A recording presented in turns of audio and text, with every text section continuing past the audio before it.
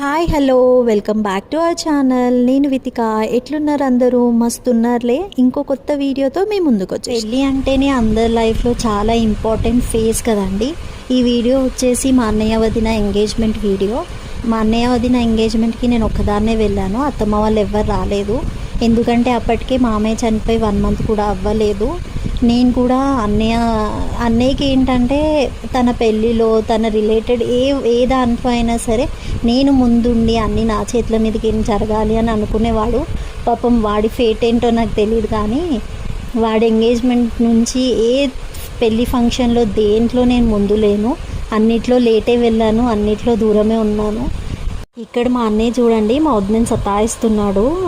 ఆమె హైట్ తక్కువ ఉంది, వేయడానికి వంగొద్దు అని చెప్పేసి వాడు వంగట్లేదు. పాపం ఆమె చాలా కష్టపడి లాస్ట్కి దండ అయితే వేసింది మెడలో. వెనుక మమ్మల్ని చూసి నవ్వుతున్నాడు దండ వేసిన తర్వాత.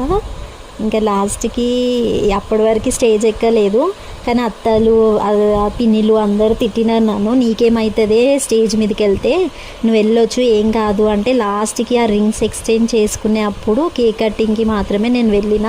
ఆ కేక్ కూడా నేను ఫస్ట్ పెట్టలేదు, లాస్ట్ అందరు పెట్టిన తర్వాత లాస్ట్కి వెళ్ళి నేను అప్పుడు పెట్టిన వాళ్ళిద్దరికి, అన్నకి వదినకి.